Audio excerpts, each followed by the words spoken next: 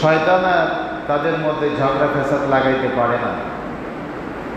সালাম এমনই একটা দোয়া, এরকম দোয়া অন্য কোনো ধর্মে আর কারোর মধ্যে নাই। সুবহানাল্লাহ। এই জন্য যাকেই দেখি না কেন, যার সাথেই দেখা হয় না কেন, সবাইকে সালাম দিতে হবে, ঠিক না? আলহামদুলিল্লাহ আলহামদুলিল্লাহি ওয়া কাফা ওয়া সালামুন আলা ইবাদিহিল্লাযীনা ইসতাফা আম্মা বা'দু ফাকাদ ক্বালা আল্লাহু তাআলা ফি কালামিহিল মাজিদ ওয়াল ফুরকানিহিল হামিদ। বলেন আউযু বিল্লাহি মিনাশ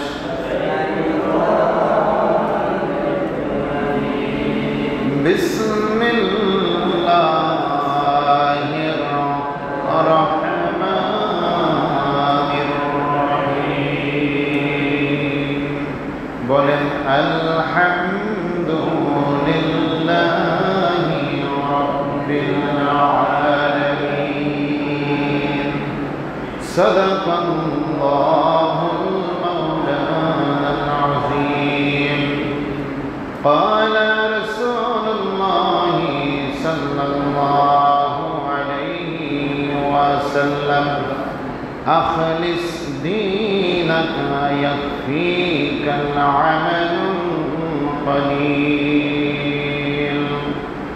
وقال تعالى إن الله وملائكته يصلون على النبي يا أيها الذين آمنوا صلوا عليه وسلموا تسليما.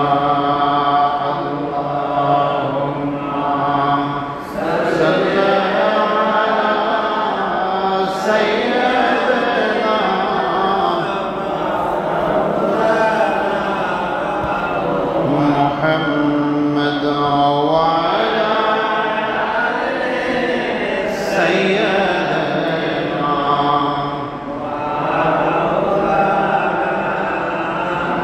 محمد اللهم صل على سيدنا مولانا محمد وعلى سيدنا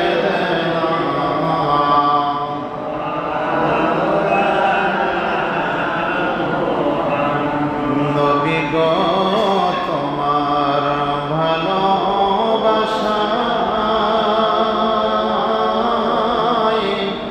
আল্লাহর ওলি হওয়া যায়। নবীকে বাসলে ভালো দোজখের আগুন হারানো হয়। আল্লাহুম্মা সাল্লি আলা সাইয়্যিদিনা মাওলানা মুহাম্মদ ওয়া আলা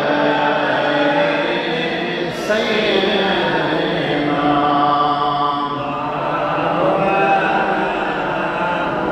محمد بلغ العلا بكماله كشف الدجى بجماله حصانت جميع كسانه صلوا عليه وآله। সকলে বলে আলহামদুলিল্লাহ।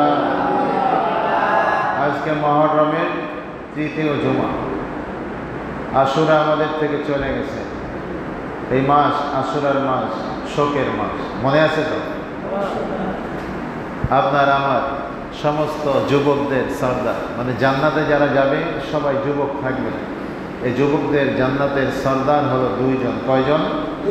হযরত ইমাম হাসান রাদিয়াল্লাহু তাআলা আনহু, হযরত ইমাম হুসাইন রাদিয়াল্লাহু তাআলা আনহু। এই দুইজন হলো শাবাবি আহলিল জান্নাহ, জান্নাতে সমস্ত জান্নাতীদের সর্দার, জান্নাতি যুবকদের সর্দার। সুবহানাল্লাহ। আর খাতুনে জান্নাত ফাতেমাতুজ জোহরা রাদিয়াল্লাহু তাআলা আনহা, তিনি হলেন জান্নাতে যত মহিলারা থাকবে তাদের সর্দার। সুবহানাল্লাহ। আমরা এমনই একজন নবীর উম্মত, এটা যদি একটু আমরা গবেষণা করতাম, বুঝতে পারতাম, তাহলে আপনারা নিজেকে ধন্য মনে করতেন। আমরা তো আসলে ওই কোরআনুল কারিমে আল্লাহ তাআলা বলেন, ইয়া আইয়ুহাল্লাযীনা আমানু কুনু মা'আস-সাদিকিন, যারা সত্য কথা বলে, সৎ পথে চলে, আল্লাহ আল্লাহ রাসূলের কথাগুলো বলে, আল্লাহ আল্লাহ রাসূলের প্রেম শেখায়, ওলি আল্লাহ যাকে বলা হয়, তাদের সহবতে থাকো। তাদের সহবতে থাকলেই তোমরা আল্লাহর সান্নিধ্য পেয়ে যাবে। এই কামেল ওলি আল্লাহ যারা, তাদের কাছে গেলে তারা কখনো মিথ্যা কথা বলে না। তাদের কাছে গেলে আমরা বুঝতে পারতাম যে আমরা কেমন নবীর উম্মত। সুবহানাল্লাহ। আপনার আমার নবী হলো সমস্ত নবীদের নবী। বলেন সুবহানাল্লাহ। প্রিয় ভাইরা আমার, মদিনা শরীফে যখন গেলাম, মদিনা শরীফে মদিনার মসজিদে নববীতে দয়াল নবীর রওজা মোবারকের পাশেই যেই মিম্বরে দাঁড়িয়ে আমার দয়াল নবীজি খুতবা দিতেন, সেখানে এখনো ইমাম সাহেব দাঁড়িয়ে খুতবা দেয়। খুতবার সময় সর্বপ্রথম যিনি যখন দাঁড়ান, তখন নবীজিকে প্রাণ ভরে সালাম দেয়। কেমন সালাম দেয় শুনবেন? আসসালাতু আসসালামু আলাইকা ইয়া রাসূলুল্লাহ, আসসালাতু আসসালামু আলাইকা ইয়া হাবিবাল্লাহ, আসসালাতু আসসালামু আলাইকা ইয়া নবিয়াল্লাহ, আসসালাতু আসসালামু আলাইকা ইয়া খায়রি খালকিল্লাহ, আসসালাতু আসসালামু আলাইকা ইয়া শাফিউল মুজরিমিন, الصلاة السلام عليك يا رحمة للعالمين، الصلاة السلام عليك يا أبو القاسم। সুবহানাল্লাহ। নবীজিকে এভাবে প্রাণ ভরে সালাম দিয়া তারপর খুতবা শুরু করে আল্লাহর শুকর আদায় করে, আলহামদুলিল্লাহ নাহমাদুহু ওয়া নাস্তাঈনুহু ওয়া নাস্তাগফিরুহু, এভাবে খুতবা শুরু করে আল্লাহর প্রশংসা দিয়া। কিন্তু তার আগে শুরুতে কি করে? দয়াল নবীজিকে প্রাণ ভরে সালাম দেয়। সুবহানাল্লাহ। আমার ভালো লাগে, আমরা জানি যে মদিনায়, মক্কা মদিনায় সেই জাহিলিয়াতের জামানা এখনো কিছু সংখ্যক আছে, কিন্তু তার মধ্যেও নবীর প্রেমিক আছে। মসজিদে নববীর পাশে, মসজিদে দয়াল নবীজি রওজা মোবারকের পাশে যে সমস্ত পুলিশেরা গার্ড দেয়, পাহারা দেয়, সেখানেও অনেক পুলিশ আছে যারা কট্টর শরীয়তপন্থী, মানে ওহাবীপন্থী। আবার কিছু আছে দয়াল নবীজির আশেক। সুবহানাল্লাহ। যখন হাজিরা কান্দে আর সালাম দেয়, তখন ওই আশেকেরা যে পুলিশেরা, তারা কিছু বলে না। আর ওহাবী যারা আছে, তাই হাজ্জি রো যা, তোরা চলে যা। এরকম দুই পাশে চতুর্দিকে আছে। তো আশেকের রাসূল এখনো রওজা মুবারকে আছে, নবীজিকে প্রাণ ভরে তারা সালাম দেয়। ইমাম সাহেবও সালাম দেয়, মুয়াজ্জিনও আজানের আগে অনেক সময়, সবাই না, একজন মুয়াজ্জিন আছে, তিনি আগে সালাম দেন, সালাম দিয়ে তারপর আজান শুরু করে। সুবহানাল্লাহ। তো এখন আমি আপনাদেরকে যেটা বলতে চেয়েছি সেটা হলো আমার নবীজির সম্মানের কথা, তাই না? নবীজির সম্মানের কথা, আমার দয়াল নবীজির সম্মানের কথা আল্লাহ তাআলা কোরআনুল কারিমে অসংখ্য জায়গায় তিনি আমাদেরকে বলেছেন। তো এক জায়গায় বলেছেন সূরা ইনশিরার মধ্যে আল্লাহ রাব্বুল আলামিন বলেন, ওয়ারাফা'না লাকা যিকরাক। বলেন সুবহানাল্লাহ। হাদিস শরীফে আছে, ইযা যুকিরতা মাই, আমার আল্লাহ তাআলা বলেন, বন্ধুরে আমার জিকির যেখানে, তার সাথে আপনার জিকিরও আমি আল্লাহ বাধ্যতামূলক করে দিয়েছি। জোরে বলেন সুবহানাল্লাহ। তো নবীজির সম্মান এমন আল্লাহ তাআলা বাড়িয়ে দিয়েছেন, এমনভাবে যেই সম্মান ছোট করার কোনো ক্ষমতা, কোনো পাওয়ার, কোনো শক্তি এই পৃথিবীর কোনো সৃষ্টিরাজির নাই। আসেনি? কারণ নাই। আমার দয়াল নবীজির আশিক হয়ে আল্লাহ তাআলা নিজেই তার উপরে দরুদ পড়ে। কোথায় আছে কোরআনুল কারীমে সূরা আহজাবের ৫৬ নম্বর আয়াতে আল্লাহ তাআলা বলেন, ইন্নাল্লাহা ওয়া মালাইকাতাহু ইউসাল্লুনা আলান নবী। কোনো সন্দেহ নাই আমি আল্লাহ আমার ফেরেশতাদের নিয়ে আমার নবীর উপরে সাল্লাল্লাহু করি। বলেন সুবহানাল্লাহ। আল্লাহর সাল্লাল্লাহু হলো, আল্লাহর দরুদ হলো ২৪টা ঘন্টা, একটা সেকেন্ড, একটা মুহূর্ত সময় আমার নবীজির উপরে রহমত নাজিল করা বন্ধ থাকে না। ফেরেশতাদের দরুদ হলো আমাদের মতো, তারাও দরুদ শরীফ পড়ে নবীজির রওজা মুবারকে সহ তামাম জাহানে যে যেখানে আছে আমার আল্লাহ তাআলার হুকুমে সকল নবী, সকল ফেরেশতারা আমার নবীর উপরে দরুদ পড়ে আর সালাম দেয়। আর দয়াল নবীর রওজা মুবারকে সকালবেলা ফজরের সময় ৭০,০০০ ফেরেশতা আসে, রহমতের ফেরেশতা। তারা দয়াল নবীর রওজা মুবারকের চতুর্দিকে দাঁড়ায়া দাঁড়ায়া দয়াল নবীর উপরে দরুদ পড়ে আর সালাম দিতে থাকে। বলেন সুবহানাল্লাহ। তা আমার আল্লাহ তাআলা আমার রাসূলের প্রেমের পাগল, ঠিক কিনা বলেন? হ্যাঁ, আমার রাসূলের প্রেমে পাগল হইয়া আমার রাসূল যা বলেছেন তাই তিনি শুনেছেন, এবং হাসরের ময়দানে আমার দয়াল নবীজি যা বলবেন আমার আল্লাহ বলেন আমি তাই শুনবো। বলেন সুবহানাল্লাহ। আমার আল্লাহ তাআলা বলেন, বন্ধুরে আপনার কোনো চিন্তা নাই, লা খাউফুন আলাইহিম ওয়ালা হুম ইয়াহজানুন। আমি হাসরের ময়দানে আমি আল্লাহ তাআলা আপনাকে নিরাশ করব না, চিন্তিত করব না রে বন্ধু। আমার কুরসির পাশে, আমার আসনের পাশে আপনার জন্য আমি আল্লাহ তাআলা সর্বোচ্চ সম্মানিত স্থান মাকামে মাহমুদ, এই মাকামে মাহমুদ আমি আল্লাহ আপনার জন্য বাজেট করে দিয়েছি। সেই জায়গাটায় মানুষ তো দূরে থাক, কোন নবী রাসূলরাও যেতে পারবে না। আমার আল্লাহ তাআলা বলেন, বন্ধুরে ওয়ারাফা'না লাকা যিকরাক, আমি আপনার সম্মান, আপনার জিকির সর্বোচ্চ করেছি। আর যারা আপনার সম্মান করবে, আপনার জিকির করবে, আপনার উপরে দরুদ করবে, জিকির মানে নামের জিকির না, আপনার উপরে দরুদ করবে, আপনার উপরে সালাম দেবে, আমি আল্লাহ তাআলা তার মর্যাদাও বাড়াইতে থাকবো। আর যারা দয়াল নবীজিকে মর্যাদা দিবে না, ভালোবাসবে না, আমার দয়াল নবীজির উপরে দরুদ ও সালাম করবে না, তাদেরকে আল্লাহ তাআলা অপমান অপদস্থ করে ছাড়বে। তাহলে দরুদ শরীফ বেশি পড়লে লাভ না ক্ষতি? নবীজিকে সালাম বেশি দিলে লাভ না ক্ষতি? লাভ। তো কিছু মানুষ আছে যারা আলেমের মতো আছে, আবার জাহেলের মতো আছে, তারা বলে এই তরিকাপন্থী যারা এত মিলাদ পড়ে কা, এত দুরুদ পড়ে কা, সালাম দেয় কা। তা আমরা দিই এই কারণে, আপনি টাকা যত বেশি কামাই করবেন তত আপনি বেশি টাকার মালিক হবেন। হ্যাঁ, স্বাভাবিক না? তা আমরা যত দুরুদ পড়ব, যত সালাম দিব, তত আমার নবীজির কাছে আমরা প্রিয় হব। আমাদের আমল নামায় সওয়াব বাড়তে থাকবে, আমাদের আমল নামা থেকে গুনাহ কাটতে থাকবে, আল্লাহ তাআলার কাছে আমরা বেশি সম্মানিত হব। বলেন সুবহানাল্লাহ। তাহলে যে বেশি পড়বে সে বেশি সম্মানিত হবে, যে কম পড়বে সে কম সম্মানিত হবে। এটাই তো স্বাভাবিক, ঠিক না? আমাদের দেশের রাষ্ট্রপতির আসন সবার উপরে, তারপরে হলো প্রধানমন্ত্রী, তার নিচে হলো মন্ত্রী, তারপরে হলো উপমন্ত্রী, তারপরে হলো প্রতিমন্ত্রী, এরপরে হলো এমপি, তারপরে হলো ওই যে আপনার কি বলে ওই উপজেলা না, ডিসি, এসপি, তারপরে টিউনো, তারপরে ওসি, এইরকম যে এই যে ধাপে ধাপে উপর থেকে নিচে নেমে আসছে, এটা কিসের জন্য? তাদের প্রত্যেকের আলাদা আলাদা মর্যাদা আছে, ঠিক না?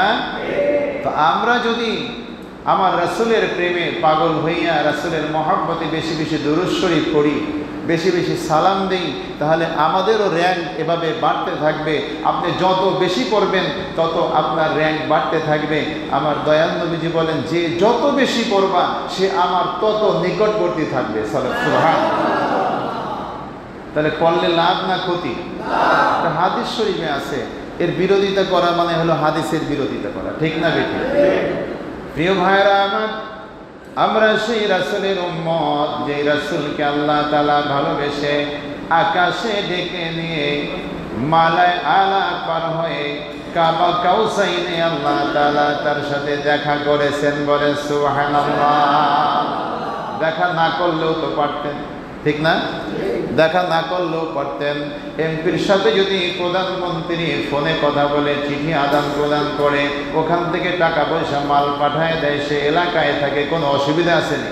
কোনো অসুবিধা নাই। কিন্তু প্রধানমন্ত্রী যদি চিঠি দিয়া সমস্ত টেলিভিশনে ঘোষণা করে ডাকে, অমুক এলাকার এমপি আমার সাথে দেখা করতে অমুক দিন আসো, তাহলে তার সম্মান মানুষ বেশি দেয়, ঠিক না? মানুষ মনে করে এই রে তো প্রধানমন্ত্রী খুব বেশি ভালোবাসে, তাহলে মনে হয় খুব কাছের মানুষ, ঠিক না? তা আল্লাহ তাআলা তো আমার রাসূলের সাথে দিদার করছেনই, করবেনই, এটা কোনো অস্বাভাবিক কিছু না। সে ইচ্ছা করলে মদিনার মধ্যে এভাবে দেখা করতে পারেন বা করেছেন। কিন্তু আল্লাহ রাসূলকে আমার আল্লাহ তাআলা ডেকে নিলেন কেন? তার সম্মান, তার মর্যাদা আমাদের কাছে, সৃষ্টি জগতের কাছে, ফেরেশতাদের কাছে বৃদ্ধি করার জন্য। বলেন সুবহানাল্লাহ। আমার দয়াল নবী দেখলেন জান্নাতের গেটের মধ্যে লেখা আছে লা ইলাহা ইল্লাল্লাহু আগামী মুহাম্মাদুর রাসূলুল্লাহ। আমার দয়াল নবী সাল্লাল্লাহু রজব মাস, এই মাস আসলে আমার আল্লাহ আশিক হইয়া বারিক ফি রজব করলে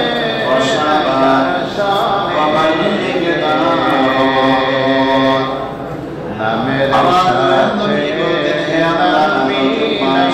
শাবান মাসে আমাদের বিধান করেছে রমজান পর্যন্ত পৌঁছায় দেয়।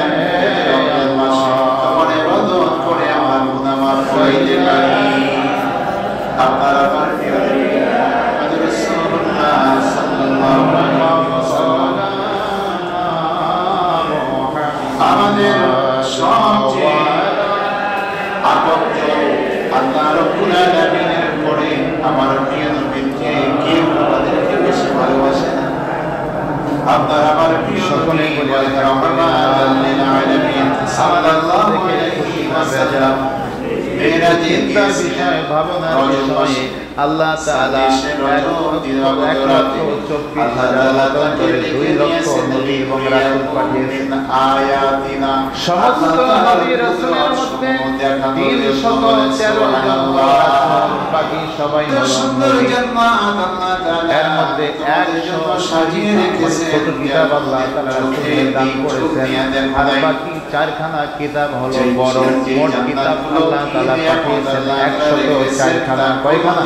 তোমাদের কল্পনার করতে আসে না। এই 100 কিতাবের মধ্যে যা আছে, ওই 104 খানা কিতাবের মধ্যে যা আছে, 103 খানা কিতাবের মধ্যে যা আল্লাহ তাআলা আমাদের জন্য পাঠিয়েছেন। সব বিচারের পরে কি হবে? আমি জান্নাতে যাব না, এক তৃতীয়াংশের মধ্যে আল্লাহ তাআলা 103 খানার মধ্যে যা ছিল তাই লিখে দিয়েছে। আর বাকি সেই দিন যদি আমাদের জন্য গোনা, সুবহানাল্লাহ, এক পেয়ালা কি পাঠাইছে গোনা 50,000 সবচেয়ে শ্রেষ্ঠ কিতাব কোরআনুল কারীম আল্লাহ তাআলা পাঠিয়েছেন কার উপরে? আমার প্রিয় নবী সাল্লাল্লাহু আলাইহি ওয়াসাল্লামের উপরে। এখন আমার বলার উদ্দেশ্য হলো, এই যে 2 লক্ষ নবী এবং রাসূল আল্লাহ পাঠিয়েছেন, এদের সবার সাথে ছিল যেমন লা ইলাহা ইল্লাল্লাহ। এই নহরটা প্রবাহিত হইতেছে এটা কালিমা লা ইলাহা ইল্লাল্লাহ ইব্রাহিম খলিলুল্লাহ, এটা বললে তারা মুসলমান হয়ে যাইত। লা ইলাহা ইল্লাল্লাহ মুসা কালিমুল্লাহ, লা ইলাহা ইল্লাল্লাহ ঈসা রূহুল্লাহ, এরকম আমার কাছে তো চাবি নাই, কিন্তু আমার নবীকে আল্লাহ তাআলা কি দিলেন?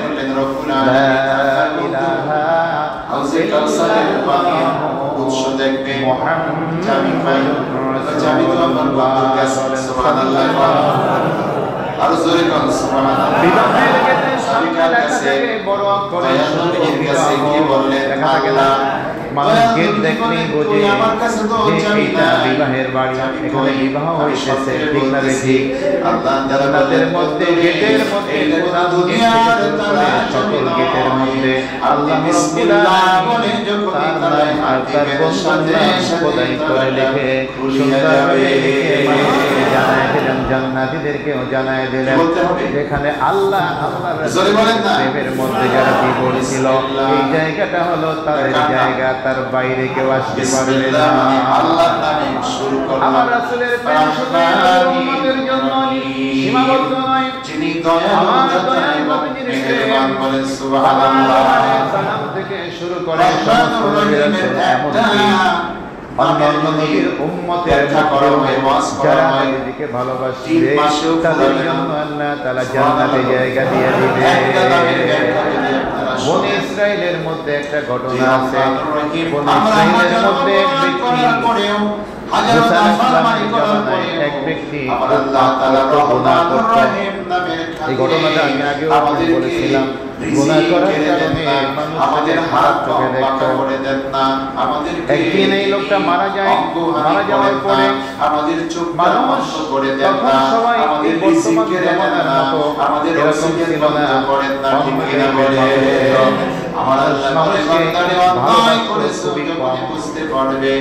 আর জাহিলি যুগ ছিল, মানুষের মধ্যে ঈমান আমল কম ছিল, আল্লাহ তাআলাকে চেনার মানুষ খুবই কম ছিল। ওই লোকটা ওই গুনাহগার ব্যক্তি মারা যাওয়ার পরে তাকে ওই কি বলে যেখানে ময়লা ফেলায়, ময়লার বাগানে নিয়ে ফেলে আসতে বলছে। এখানে কুকুর বিড়ালে আর মাটি দেওয়া হবে না, ওকে জানাজাও করানো হবে না। ফেলে আসার পরে হযরত মুসা আলাইহিস সালাম মুসা আলাইহিস সালাম রাতের বেলা প্রাণ করে ময়লার বাগানে পড়ে আছে, তাকে উঠাইয়া নিয়া গোসল করাইয়া করার ব্যবস্থা করো। মুসা আলাইহিস সালাম চিন্তা করলেন কি না, আল্লাহ ময়লার বাগানে যাবে কেন? ঘুমিয়ে পড়লেন। আমার সাথে তারা ডেকে বলতেছেন, আমার বন্ধু ময়লার বাগানে পড়ে আছে, তাকে উঠাইয়া গোসল করাইয়া কাফন পরাইয়া তাকে দাফন করে আবার ঘুমিয়ে পড়লেন। ঘুমিয়ে পড়লে আবার আল্লাহ তাআলা সরাসরি তাকে বারবার কাফন দাফনের ব্যবস্থা করো বলে সুবহানাল্লাহ।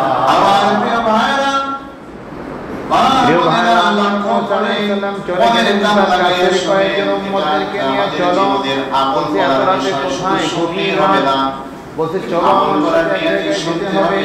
গিয়ে দেখলেন ঠিকই ওই লোকটা, যেই লোকটাকে তারা চেনে, পরিচিত লোক, কিন্তু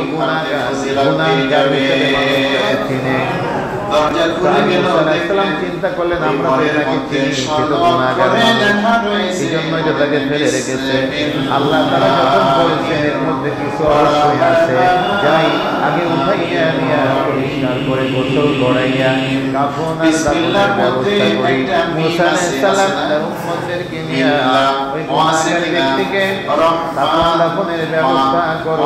করার পরে এবার জিজ্ঞাসা করতেছে, আল্লাহ আমি তোমার কাছে জানতে চাই দুনিয়ার মানুষ যাকে গুনাহগার হিসেবে চেনে, তুমি তাকে বন্ধু বলে পরিচয় দিয়া, আমি জবানের নবী আমার মতো একজন সম্মানিত নবীকে দিয়া তুমি ওই তোমার ওই গুনাহগার ব্যক্তিকে দাফনের কাফনের ব্যবস্থা করাই না কেন, আমি জানতে চাই। জানার কথা না? আর এইটা গিয়া কি কারণে এটা বিশাল কূপের আবার মধ্যে আল্লাহ তাআলা বলেন মুসা রে, কূপে জান্নাতে আল্লাহ তাআলার স্পেশাল এই লোকটাকে আমি বন্ধু বানাইছি এই কারণে তোমরা তোমাদের চোখে সে গুনাহগার হতে পারে, অপরাধী হতে পারে। তাওরাত কিতাবের মধ্যে সাহস নাই বুকে বলা আমাদের জন্য, কাদের জন্য? আমার বন্ধুর কথা বলে জোরে বলেন, কাদের জন্য? আমাদের জন্য। পূর্ববর্তী 103 কিতাবের মধ্যে দয়াল নবীজির পরিচয় ছিল, বলেন সুবহানাল্লাহ। তার নাম কি হবে? তার বাবার নাম কি? তার মায়ের নাম কি? তার জন্মস্থান কোথায়? সে হিজরত করবে কোথায়? তার অনুসারী হবে কেমন? তার সে কোন জায়গায় বসবাস করবে? বিস্তারিত সব কিতাবের মধ্যে আল্লাহ তাআলা তাদের উম্মতের জন্য জানার জন্য দিয়ে দিয়েছিলেন, বলেন সুবহানাল্লাহ। অন্য কোন নবীদের কথা আল্লাহ তাআলা বলেন নাই। আমার আল্লাহ তাআলা ডাক দিয়ে বলেন মুসা রে, আমার বন্ধু মুহাম্মদ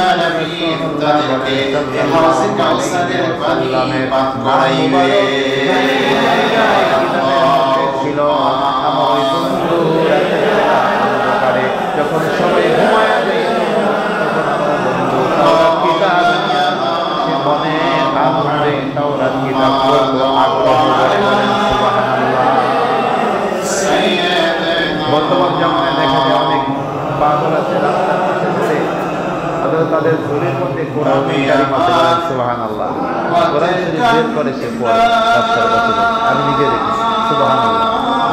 আর অনেক ভালো ভালো কোরআন পড়া মানুষ আছে যে আল্লাহর করতে পারে, এটা আমাদের জন্য খুবই দুঃখজনক। প্রিয় ভাইরা আমার, মুসা বলতেছে যেই জায়গায় আমার নবী মুহাম্মদ রাসূলুল্লাহ সাল্লাল্লাহু আলাইহি ওয়াসাল্লাম নাম মুবারক আমি লিখে দিয়েছি, আমার এই বন্ধু সেই জায়গাটা চুমো দিয়া মুখে লাগাইয়া তার চোখে লাগাইতো, বলেন সুবহানাল্লাহ। তুমি বলো যে ভালোবাসে, যারে না বানাইলে কিছুই বানাইতাম না, যারে না বানাইলে আমি মুসা বানাইতাম না, যারে না বানাইলে আসমান বানাইতাম না, জমিন বানাইতাম না, জান্নাত বানাইতাম না, জাহান্নাম বানাইতাম না। সে আমার প্রিয় বন্ধু, আমার মুহাম্মদ রাসূলুল্লাহ যে ভালোবাসে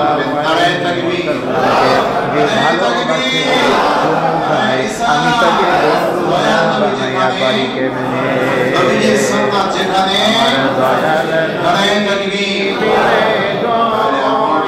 প্রত্যেকটা কাজে বিসমিল্লাহির রহমানির রহিম করতে হবে। রাজি আছেন? খাওয়ার সময়, পানি পান করার সময়, আমি ভেবে দেখি সব করেন না কেন হালাল এটা করার সময় বিসমিল্লাহ করতে হবে। আপনি জুতা পায়ে দিতেছেন, বিসমিল্লাহির রহমানির রহিম করতে হবে। আগে ডান পা তারপরে বাম পা জুতা পরতে হবে, এটা সুন্নাত। আর জুতা পরার সময় বিসমিল্লাহির রহমানির রহিম পরা সুন্নাত। জুতা খোলার সময় আগে আমরা সবাই স্বার্থপর, আপনার ভালো না করলে আমি আপনার শত্রু। এই আমলটা অনেকেরই জানা নাই, ভালো না করলে আমি বলেন অনেকেরই জানা নাই, কিন্তু এই নিয়মে প্রতিদিন আমাদের সুন্নাত, এটা কি সারাটা জীবন এখনো রওজা মুবারকের গায়ে দিবেন, আগে কাঁদতেছে, বলেন সুবহানাল্লাহ। আগে জিমার টি-শার্ট যাই পরেন, আগে ডান দিক থেকে আগে ডান হাত ঢুকাবেন কোনরা, আগে ডান হাত পরে বাম হাত, পড়ার সময় আগে বাম হাত পরে ডান হাত পড়বেন। আপনি যখন পাজামা পরবেন তখন আগে ডান পা দিয়ে পরবেন, লুঙ্গি পরবেন আগে ডান পা ঢুকাবেন। আপনি চাই কিছু পরলে পরে আগে ডান পা দিয়ে শুরু করবেন। পড়ার সময় আপনি মুহাম্মদ রাসূলুল্লাহ শুরুতে পড়তে হবে বিসমিল্লাহ বলে চোখে চুমো দিয়ে চোখে লাগাই। কিছু ঘন্টের দল আছে কয়রা বেদাত, যদি পড়তে পারেন প্রত্যেকটা কাজের শুরুতে আল্লাহ তাআলাকে নাম নেন। এই জন্য মাঝে মাঝে আমি বলি ওদের চোখের মধ্যে জন্ডিস হইছে, ওদের লিভারে জন্ডিস হইছে, যদি জন্ডিস হয় গোশের তরকারি দেন আর মাছের তরকারি দেন, আপনি কাজুরি মাছ দেন আর আইড় মাছ দেন, বোয়াল মাছ দেন, যত বড় মাছ দিবেন, কোরমা পোলাও দিবেন, সব একজন আরেকজনকে পরিচয় দিবে না, মা তার সন্তানকে পরিচয় দিবে না, বাবা তার যাদের অন্তরের মধ্যে শয়তানে ক্যান্সার ঢুকায় দিবে না, জলদি বানায় আর স্বামীকে পরিচয় দিবে না, শত্রুতা ঢুকায় দিয়েছে, কারণ নবীজির প্রেমের কথা শুনে ওদের গায়ের মধ্যে আগুন লেগে যায়। আমার আল্লাহ তাআলা বলেন, এইজন্য আপনি একটা কথা ভাবেন, ইসরায়েলের একটা লোক পান করাইবে, চুমা খাইয়া বিসমিল্লাহ বন্ধু হতে পারে, আমরা তো নবীজিকে ভালোবাসি, বিসমিল্লাহ সারা যাবে, সালাম নেই, তাহলে আমরা প্রত্যেক কাজে বিসমিল্লাহ বলবো। খাইলে কেন আমরা আল্লাহ রাসূলের প্রেমিক হতে পারবো না? আল্লাহর বন্ধু হতে পারবো না? সুবহানাল্লাহ, জিকির করেন আল্লাহ, আমি কিন্তু কোনো কাজে বিসমিল্লাহ বাদ দেই না, আমি হাউজে কাউসারের পানি পান করতে চাই। সুবহানাল্লাহ, আমার দয়াল নবী মনে চাইলো আমার গুনাহগার উম্মতের কবরে আমার উম্মতের কেমনে পানি পান করবে, মতে চাইলো আমি যদি হাউজে কাউসারের মালিক হইতে পারতাম, একটা হাদিস পড়েছিলাম, আমার উম্মতকে আমি হাউজে কাউসারের পানি পান করাইতে পারতাম। আমার রাসূল সাল্লাল্লাহু আলাইহি ওয়াসাল্লাম বলেন, তোমার ঈমান যদি খাঁটি থাকে, তোমার যদি আল্লাহ রাসূলের উপর 100% বিশ্বাস থাকে, পরকালকে যদি তুমি বিশ্বাস করো যে বিচারের জন্য আল্লাহর সামনে আমাকে দাঁড়াতে হবে, তুমি যদি অল্প আমল অবস্থা বুঝতে পেরে তুমি যদি অল্প আমল করো, যদি ফরজ করো, বিসমিল্লাহ যদি নাম ইখলাস যদি থাকে, ঈমান যদি খাঁটি থাকে, অল্প আমল করলেও আল্লাহ তাআলা তোমাকে নাজাতের ফয়সালা করে দিবে। আপনি চিন্তা করেন, মানুষের হক নষ্ট করো, মানুষকে কষ্ট দাও, আমি আল্লাহ তাআলা শান্তি লাগাও, কাউসারের পানি কানা আপনাকে দিয়ে দিলাম। আমার দয়াল নবী বিনে আমাদেরকে আমার সুন্দর সুন্দর আমল শিখাইছেন, ছোট ছোট আমলের মধ্যে বড় বড় সব। সুবহানাল্লাহ। আজকে যারা আসছেন, আজকে আমাদের জন্য ঈদের দিন, আজকে আমাদের জন্য কোরবান, আজকে আমাদের জন্য হজের দিন। যারা হজ করতে যায় লক্ষ লক্ষ টাকা খরচ করে, তাদের হজ কবুল নেই কেউ বলতে পারে না। কিন্তু আজকের হজে যারা আসবেন, বাড়ি থেকে এসে মসজিদে কথা বলবেন, বসে থাকবেন, ইমাম সাহেবের আলোচনা শুনবেন, শুনবেন, নামাজের সালাম ফিরাবেন, ফরজ নামাজের সালাম ফিরানোর সাথে সাথে আপনার আমল নামায় একটি কবুল হজের সওয়াব আল্লাহ তাআলা দিয়ে দিবেন। বেজাল নাই, বেজাল মুক্ত। সুবহানাল্লাহ। আমাদের জন্য এটা ভালো না? আমার প্রিয় নবীর ওসিলায় আল্লাহ তাআলা আমাদেরকে এই নিয়ামত দিয়েছেন। আমার প্রিয় ভাই, তাই দয়াল নবীজির মহব্বত যত অন্তরে বেশি থাকবে, হাসরের ময়দানে আপনি দয়াল নবীজির তত কাছে থাকবেন। দয়াল নবীজির উপর যত বেশি করবেন, যত সালাম দিবেন, নবীজি আপনাকে তত কাছে নিয়ে হবে না। সুবহানাল্লাহ। জান্নাতে পাওয়া যাবে, তবে এই না যে নামাজ কালাম ছেড়ে ফজরের নামাজ কাজে করে দুরূদ পড়বেন, তা নামাজ পড়তে হবে, আল্লাহর হুকুম পালন করতে হবে, আর সাথে সাথে নবীজির উপরে দুরূদ এবং সালাম পড়তে হবে। বিশেষ করে শুক্রবার, আজকে কি বার? জুমার দিন, জুমার দিন